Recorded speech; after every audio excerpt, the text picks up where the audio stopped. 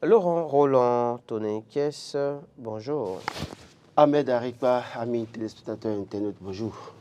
Laurent, on démarre par le quotidien Le Matinal qui écrit ce matin, nouvelle mesure prise par le Niger contre le Bénin. Les putschistes foncent dans le gouffre. Oui, j'ai lu un peu ce qui est sorti hier comme communiqué, en tout cas un message de la part du gouvernement nigérien, notamment le ministère des Transports du Niger qui faisait une injonction aux transporteurs nigériens et aux opérateurs communautaires du Niger pour dire que les véhicules matriculés au Bénin ne pourraient plus prendre des marchandises pour se rendre au Niger. Et donc, dans une certaine mesure, j'ai lu un peu, ça m'a fait mal parce que je me rends compte que cette tension ou ce conflit entre le Bénin et le Niger prend une autre tournure. Ce n'est pas bon pour les populations. Et c'est ce que j'ai toujours dit. Au fond, quand les éléphants se battent, ce sont les zèbres qui souffrent dans une certaine mesure. Donc, Patrice Talon et Tiani se tirent en tout cas dessus dans une certaine mesure avec cette tension qui est entre ce bras de fer. Et puis, c'est les populations qui vont en souffrir. C'est les transporteurs qui vont en souffrir. Qu'ils vous souviennent que quand on avait décidé de fermer la frontière du Côte du Bénin, j'ai alerté pour dire que ce sont des Béninois qui sont des transporteurs qui seront en difficulté. Et la preuve, ça n'a pas manqué parce que des dizaines de camions étaient stationnés à la frontière du Niger. Et d'ailleurs, même, on a pu comprendre que dans cette perspective, quand la campagne cotonnière avait commencé, les camions, les transporteurs, il y avait des difficultés à transporter les balles de coton vers Cotonou. Ça, je sais que s'ils veulent vous dire la vérité, ils vous le diront. Ça a été difficile dès le début d'avoir des camions pour transporter les balles de coton. Pardon. Et puis après, dans la suite, le Bénin a décidé d'ouvrir la frontière et ses frontières. Et donc, tout cela participait du dégel de la crise entre le Niger et le Bénin. Mais les Nigériens sont restés campés sur leur position. Donc, aujourd'hui, avec le bras de fer, avec le pétrole qui est bloqué au Bénin, dans une certaine mesure, les autres vont toujours chercher peut-être des moyens pour s'en sortir. Et d'ailleurs, c'est un peuple qui, au fil des années, quand vous connaissez leur histoire, c'est des gens qui ont développé, qui au fil du temps ont appris à développer une certaine résilience. Et donc, ce bras de fer, est-ce que entre le Bénin et le Niger, ça va être profitable pour le Bénin? Est-ce que ça va être profitable pour le Niger? On ne sait pas. Puisque c'est des gens qui sont assez résilients. Hein. Vous les voyez au Bénin, ici, plein en train de se promener devant certaines choses. Donc, quel qu'en soit le cas de figure, c'est les gens qui ont appris à s'adapter aux situations. Mais est-ce que les nôtres sont préparés pour ça dans une certaine mesure? Et la décision est déjà prise, nous devons tous subir, seulement que nous devons travailler au plus vite pour trouver une solution. Au plus vite, j'insiste là-dessus, parce que là où nous allons là, ça va être difficile de gérer la suite. Et puis, après, ça va être difficile pour la population, les transporteurs, les opérateurs économiques, les Béninois qui vivent au Niger, les Nigériens qui vivent au Bénin. C'est-à-dire, l'un dans l'autre, nous ne prévoyons pas déjà ce qui peut arriver plus tard. C'est pourquoi je plaide pour que, au niveau des deux chefs d'État, que quelqu'un fasse taire son ego. Que quelqu'un au moins puisse faire taire son ego. Moi, je pense que cette décision, on aurait pu alerter le Niger pour dire, écoutez, vous avez 1 mois, 2 mois pour ouvrir les frontières au plus tard. Autrement, nous laissons le pétrole passer, nous chargeons les navires. Mais si, au terme de l'ultimatum d'1 mois ou de 2 mois que nous vous donnons, si vous n'ouvrez pas les frontières, on va bloquer le pétrole. C'est diplomatiquement une mesure qu'on peut prendre dans une certaine mesure. Mais dès lors que ça a été brutal aussi, ça peut créer d'autres effets, comme on le dit, effets secondaires, situations secondaires.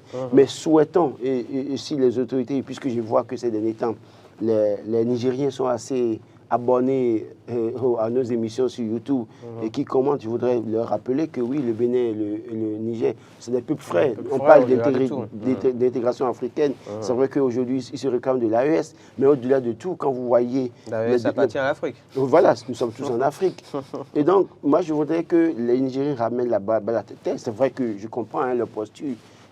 De la même manière que certains disent que la décision que le chef de l'État béninois a prise, il faut le soutenir mordicus parce que si on veut être patriote, c'est de la même manière que les Nigériens aussi veulent être patriotes en soutenant le général qui les dirige. Donc maintenant, après, qu'est-ce que nous, citoyens, devons faire maintenant?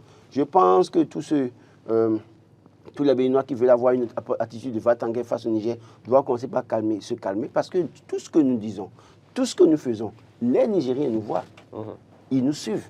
Et quand il en arrive que c'est des journalistes qui prennent la parole et qui disent certaines choses, davantage ça révolte les autres parce que nous savons très bien qu'il y a l'effet communication parfois. Et les gens se disent, mais est-ce que ce que ce journaliste est en train de dire là, est-ce que véritablement ça vient de lui ou bien c'est payé? Donc quand ça commence comme ça... Vous estimez qu'il y a des journalistes qui sont payés pour de faire toute de la façon, propagande, quand il y a c'est une ça? situation, il y a toujours la communication, il y a toujours la propagande. Ce n'est pas moi qui le dis. Je n'invente rien en le disant. Et vous savez mieux que moi que ça existe. Donc, ce n'est pas une question que je vais me poser. Bref, pour dire quoi, nous devons faire très attention dans la propagande, communication à outrance pour tirer à boulet rouge tout le temps sur les Nigériens, non. Et les Nigériens également, qui veulent tout le temps attirer à boulet rouge sur Bénin, doivent faire attention. Nous, citoyens, journalistes, opérateurs communs, à quelque niveau que nous trouvons, nous devons déjà désormais commencer par parler le langage de la paix, le langage de l'unification, le langage de la compréhension mutuelle entre les peuples et ce qui va forcer les chefs d'État à comment vous appelez, à ramener la bataille. Pourquoi pas une marche pacifique du côté du Bénin entre Nigériens et Béninois et Nigériens qui se retrouvent pour faire une marche de l'étoile rouge au Carrefour in Africa? On va constater que c'est les Nigériens et les Béninois qui appellent les deux chefs d'État à calmer le jeu. Du côté du Niger également, pourquoi ne pas le faire à Niamey également? Moi, c'est des actions que moi je souhaite de la part des peuples. Mais ces discours va-t-en-guerre où dit on va le faire ça, le Niger ne peut pas vivre sans nous. Le Niger aussi là-bas dit mais écoutez, nous avons... Non, en réalité, nous allons dire tout ça. Patrice Talon et sa famille sont à l'abri du besoin. Tiani, qui est à la tête du Niger, est à l'abri du besoin. Eux ne vont pas sentir ce que les peuples sentiront. Si vous avez l'habitude de donner 1000 francs à votre épouse et qu'elle avait l'habitude d'acheter 2 oignons à 200 francs et que demain, elle va au marché que 2 oignons coûtent 400 francs, il y a un problème. Et quand elle vous demande de l'argent alors que vous n'avez pas d'augmentation de salaire au boulot, vous allez vous mettre en colère. Et la pauvre dame qui s'échine, qui a dû serrer la ceinture pour vous faire manger, je suis ce couple qui dit, la dame fait à manger, le mari dit, mais c'est quel poisson ça? Et la dame lui dit, mais les poissons, gros poissons que tu peux avoir l'habitude, ça coûte cher. Et tout coûte cher au marché. Mais ça a amené un problème dans le foyer. Alors, c'est pour vous dire que ce n'est pas eux qui vont subir. C'est nous qui subissons. Et c'est à nous alors maintenant de montrer le chemin à nos dirigeants si entre-temps ils n'ont pas compris le chemin qu'ils devaient prendre. Bataille Libre s'interroge quand même par rapport à cette nouvelle mesure prise par le Niger. Ce n'est pas du rétropédalage, mais allons-y. Laurent Roland-Toninquet, le Niger n'en fait-il pas trop, se demande le quotidien? Non, le quotidien demande si le Niger n'en fait pas trop. Et c'est heureux que ce soit un journal dont on connaît un peu la ligne éditoriale. Ça veut dire que ce journal, de toute façon. Donc, oui, c'est une manière d'inviter les autorités nigériennes à calmer le jeu dans une certaine mesure. Et surtout quand on parle du transport, où aujourd'hui on dit que les camions immatriculés au Bénin ne doivent plus prendre les marchandises, je crois que ce n'est pas les transporteurs qui ont des problèmes avec Tiani. En réalité, ce n'est pas les transporteurs, ce n'est pas la population. Et c'est de ça que je parle. Nous n'avons aucun problème, je n'ai aucun problème avec mon frère nigérien. Je n'ai aucun problème avec ma soeur nigérienne. Mais le problème, c'est que c'est parti d'une institution, notamment la CEDEAO, qui a pris une décision, et le Bénin, voulant montrer que c'est le bon élève dans cette mesure, a pris des mesures. Aujourd'hui, nous sommes dans une situation, mais la CEDEAO est restée muette. Pourquoi? Parce que oui, entre-temps, le Niger dit « je ne suis plus membre de la CEDEAO ». Voilà le problème. Et nous subissons tout bêtement. C'est-à-dire, oui, on dira que, oui, écoutez, le Bénin a fermé, le Bénin désormais a bloqué le pétrole, écoutez, on peut vivre sans eux, on va produire ici, notre maïs va rester ici. Mais attention, si les gouvernants veulent être honnêtes, c'est que nos activités économiques ont pris un coup. Quand je prends à partir du port, quand je prends le transport, quand je prends Bénin Contrôle, une certaine chose, il y a une chute dans les recettes, dans la mobilisation des recettes. Ça, c'est une évidence. Des gens peut-être viendront défendre le contrat pour dire que non, malgré le Niger, que le Niger a fermé ses frontières, tout va bien. Non, qu'on se dise la vérité. Et pendant ce temps, les transitaires qui sont en mesure d'aller aider les opérateurs économiques sont au ralenti, ils ne travaillent pas. Les transporteurs, je connais beaucoup de transporteurs aujourd'hui qui allaient au Niger. Aller au Niger, parfois, au cours d'un voyage, vous pouvez vous retrouver à 1 500, 2 millions. Mais aujourd'hui, toutes ces personnes sont au ralenti. Donc, l'un dans l'autre... Les activités sont au ralenti. Oui, donc l'un dans l'autre, c'est difficile. C'est pour ça que je voudrais, oui, que les autorités nigériennes comprennent que ce qui se passe se joue au sommet de l'État. Et Tiani est conscient que ce qui se passe, ce n'est pas Patrice Talon seul. Même si Patrice Talon a pris une mesure au Bénin, ils sont conscients que pour avoir coupé l'uranium à la France, ils doivent subir les représailles. Ils sont conscients que, dans une certaine mesure, en décidant de donner leur pétrole à la Chine, alors qu'il y a d'autres pays qui en auraient besoin et qui peut-être à qui ils n'ont pas ouvert les vannes dans une certaine mesure, ne vont pas les voir de bon oeil. Nous savons très bien que la crise qui a prévalu en Libye à l'époque, parce que la Libye avait son pétrole, vivait très bien, mais Sarkozy est venu foutre le bordel. Ils savent très bien que ce qu'elles font ces puissances occidentales. C'est l'un dans l'autre un ensemble de situations pour mettre à mal la quiétude de certaines populations, surtout que quand ces pays ont des ressources de sous-sol. Regardez ce qui se passe au Congo, en Centrafrique depuis des années. Donc, pour dire, le Niger est conscient que, en fait, ce qui se joue là, c'est au-delà du Bénin, en fait. C'est au-delà du Bénin. Et comment nous-mêmes, Béninois, nous devons faire aussi alors pour protéger nos frères nigériens contre l'envahissement des puissances coloniales qui n'ont pas envie de partir parce que leur intérêt est en jeu. C'est l'un dans l'autre, c'est des choses qu'il faut régler. C'est une question stratégique de géopolitique. Voilà, et qu'il faut que Tiani comprenne que ce n'est pas les transporteurs qui ont des problèmes avec lui. C'est ça. Il faut qu'il essaye de laisser les transporteurs vivre de ce qu'ils savent faire. Et d'ailleurs, même, on n'a jamais dit quelque part que les transporteurs du Bénin s'est mal comporté avec un opérateur économique. Pourquoi est-ce que alors se lever, prendre une mesure pour des questions politiques, au-delà, hautement politiques, on veut faire souffrir les populations, ce n'est pas bien. Allez, sur le même sujet, d'IB Info écrit ce matin, Laurent Roland-Toninquez, supposée présence de bases militaires étrangères au Bénin, le démenti de la France qui cloue le bec au Niger.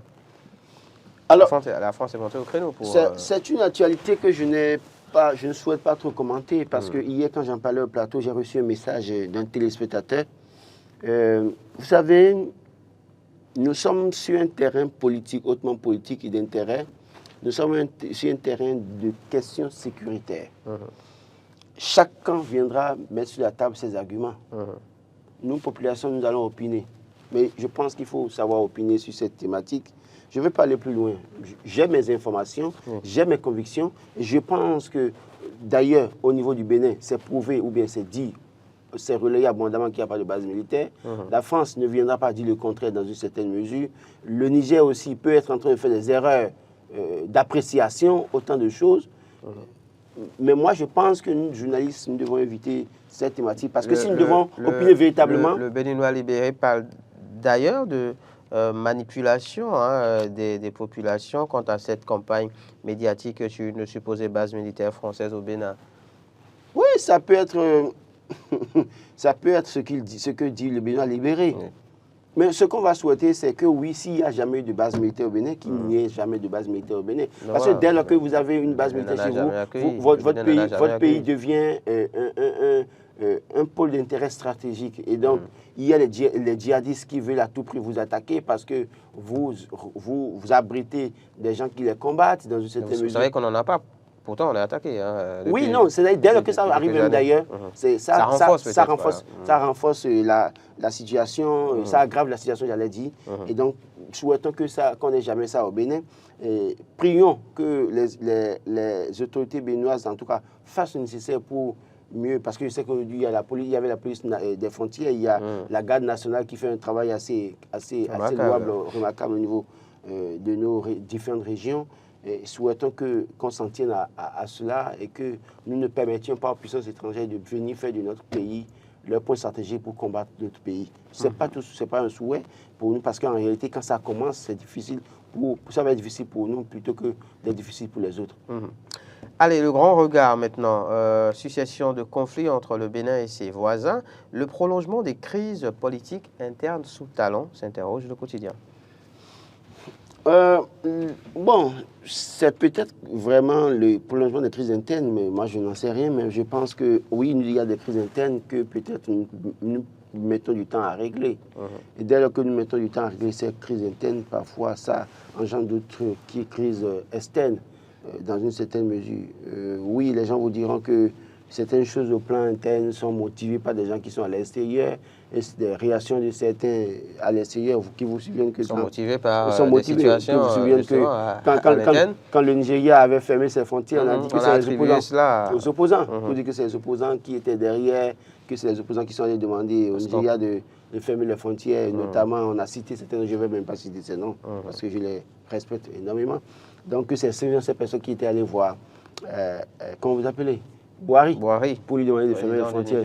À l'époque. Voilà. Et donc, avec le Niger aussi, ça a commencé. Aujourd'hui, on dit que oui, que c'est des opposants ou des acteurs qui ne sont pas d'accord avec le régime, qui sont allés voir, qui vont voir le régime, en tout cas, les tyrannies et sa troupe pour leur dire de rester, de bloquer tout.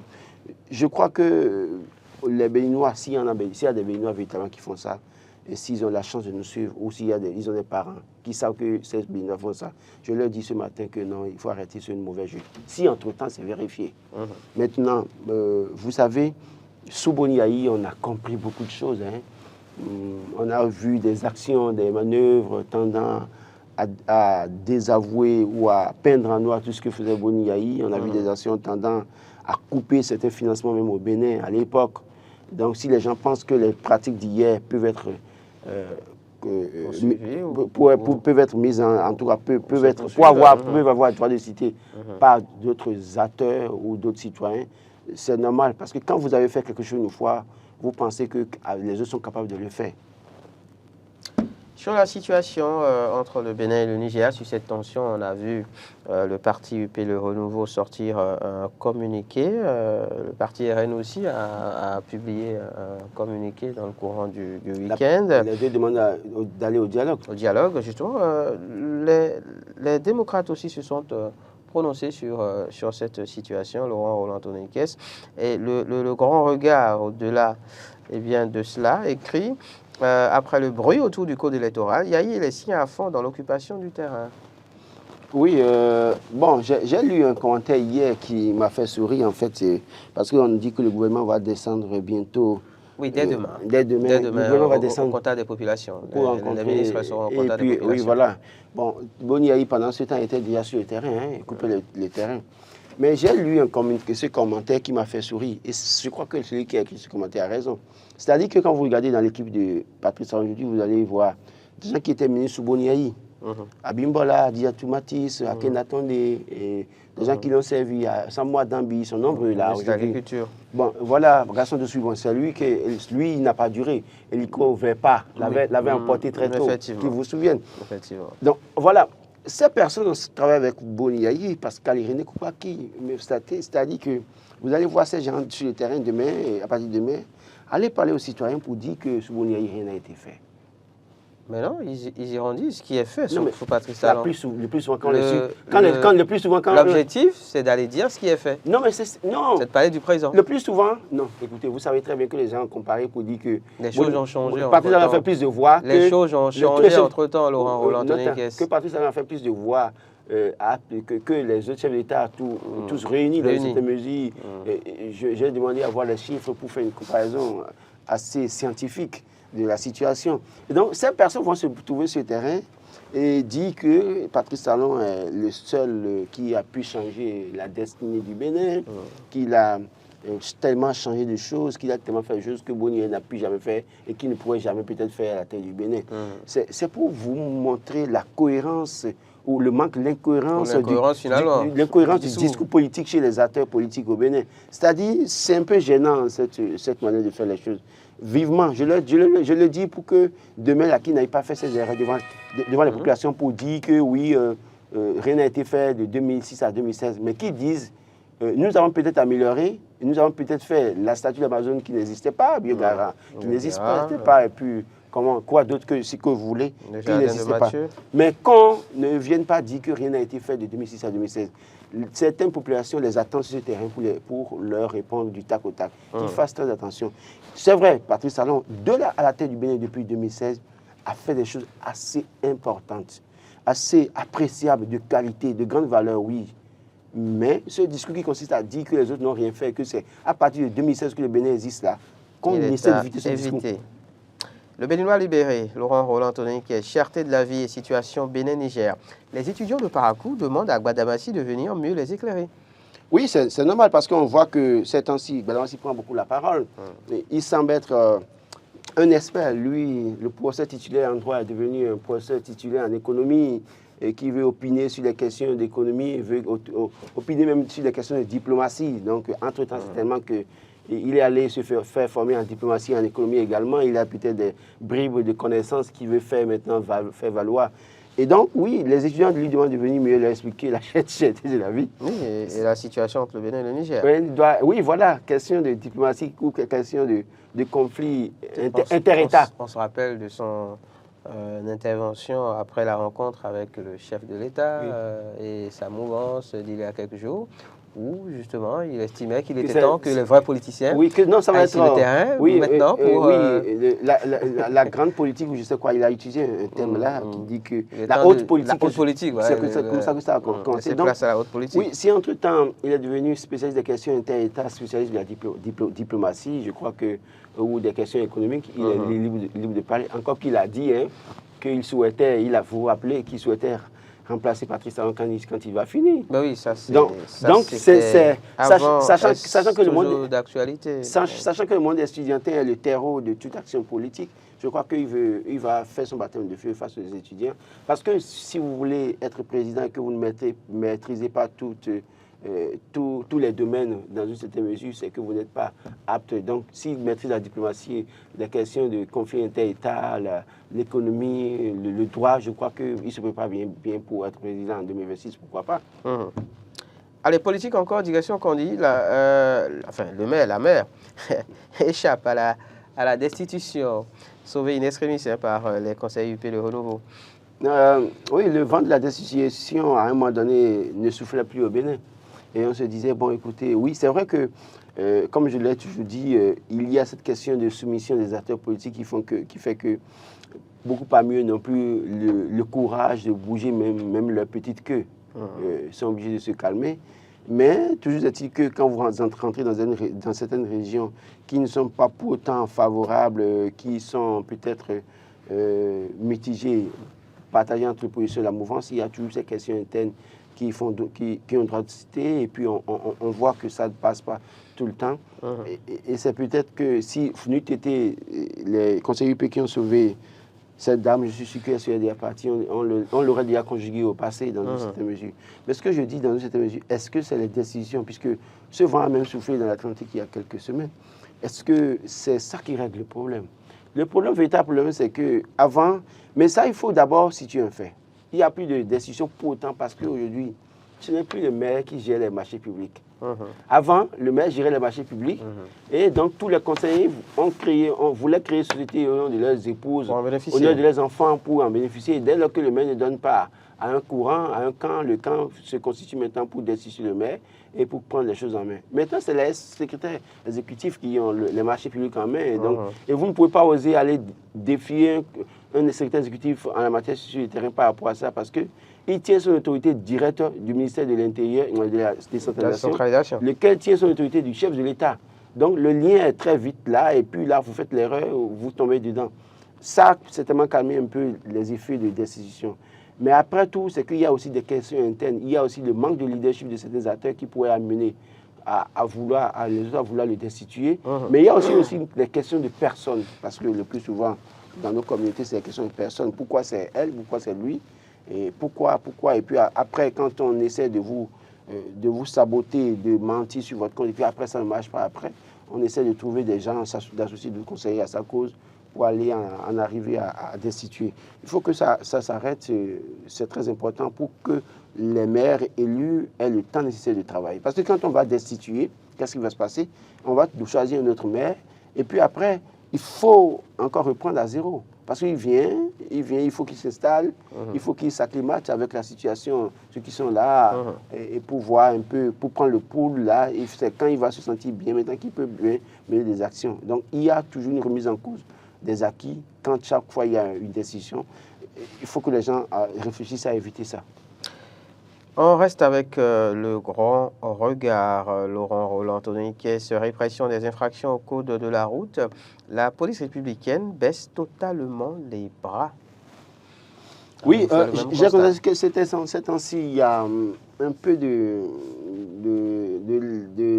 comment vous laisser aller. Laisser aller, oui. Quand vous allez au niveau des carrefours, les policiers ne sont plus du comme ils étaient au début. On s'en plaignait.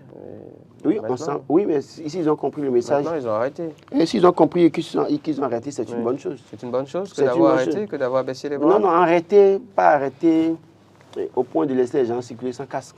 Mais c'est-à-dire que la tension qu'on a vue, la pression qu'on voyait, la pression a baissé du cran. Et donc ça, c'est bon parce que les citoyens ont déjà tellement de problèmes. Écoutez, les citoyens ont des problèmes. Et donc, même s'ils sont dans l'illégalité, la manière de les aborder compte nécessairement pour leur donner espoir. La manière de les aborder compte pour les aider à se mettre en règle. Mais avec la pression, la rigueur, les excès de zèle, les abus qu'on a pu observer, ça avait perturbé plus d'un. C'est pourquoi tout le monde... Excès de zèle, oui, abus, oui, mais rigueur, il faut de la rigueur pour bien faire les choses. C'est une manière de parler. Pour dire que rigueur, c'est rigueur, d'accord, mais après tout, dans la rigueur, si vous ne savez pas faire, votre rigueur aussi est mal prise à un moment donné, et ça peut se retourner contre vous. Alors, on a annoncé la reprise de l'opération, en tout cas l'élargissement de cette opération. Au niveau des véhicules. Au niveau des véhicules pour le début de ce mois de mai. Nous sommes le 14. On ne voit rien de concret sur le terrain. Oui, non, vous avez vu que les transporteurs de Tokwa ont manifesté. Ça suffit, c'est ça. Après, ils ont rencontré. Non, mais ils ont rencontré les autorités de la police. Hiérarchie policière. Voilà, donc certainement qu'après ça, la police a réfléchi. Peut-être qu'il y a eu un moratoire. Oui, un moratoire, oui. Donc, on a besoin de savoir. On a besoin d'avoir des informations. Non, mais autrement, le grand regard a raison de dire que la police républicaine a baissé les bras. Oui, les populations ont vraiment besoin de ça. Mais je insiste sur le fait que oui, d'accord, les Tokwa, par exemple, qui ont du mal à mettre des ceintures de sécurité, il faut comprendre ça, peut-être et trouver un moratoire, trouver les moyens pour les adapter à la situation. Mais je pense que toute personne qui est au volant aujourd'hui, il faut le contrôler. Quelqu'un qui est au volant, qui ne met pas sa ceinture de sécurité, il faut l'interpeller. Quelqu'un qui est au volant, qui communique au volant, il faut l'interpeller. Quelqu'un qui a son véhicule, qui n'a pas de boîte pharmacie dedans, il faut l'interpeller. Quelqu'un qui a sa voiture, qui n'a pas de clic dedans, il faut l'interpeller. Qui a voiture, qui n'a pas de triangle. Parce que parfois, vous envoyez, ils sont en panne au milieu de la voie, et ils vont prendre des herbes, et ils alignent des briques au milieu de la voie, et ils vont, par chance, parfois, s'ils trouvent un tissu rouge au bord de la voie, ils mettent ça pour couvrir la brique au milieu de la voie. Il faut tout ça là, il faut... Parce que ça, quand les gens ont l'électricité dans leur véhicule, quand il y a un problème, ils peuvent s'en sortir facilement et dégager la voie. Mais vous voyez tout ça, moi je crois que ce contrôle qui est annoncé n'est pas mauvais en soi. Il faut travailler à cela, seulement que les policiers fassent l'effort de ne pas faire, en tout cas, ne pas se retrouver dans les histoires d'essais de zèle, ou à crier ou à traiter les gens comme des moins que rien au milieu de la voie. Merci à vous, Laurent Roland Tononiquès. On va finir maintenant par le quotidien Info Matin, je pense. Info Matin, la une va s'afficher. Info Matin qui parle de mafia au niveau des morgues et du secteur funéraire. L'ONG Bénin Diaspora Assistance de Médard Koudébi voyait le danger venir. Le secteur funéraire aujourd'hui est à réformer. Patrice Talon et son gouvernement ont fait beaucoup de réformes. Mais dans ce secteur, c'est vrai qu'entre-temps, on a pu voir son grand frère Aristide Talon conduit, en tout cas au niveau de la réforme du système de la santé, ils avaient demandé à créer une école, comment vous appelez, le métier autour du funéraire à Ouida, à Thanatopratie, je ne sais quoi, quelque chose comme ça. Thanatopraticien. Voilà, donc ils devaient faire ça.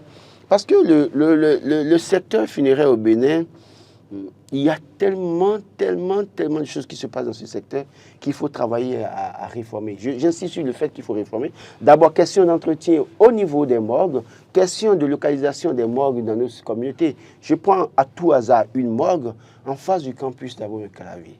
Derrière la morgue, il y a une église là. Et il y a une maison là. Et dans cette maison, il y a un puits.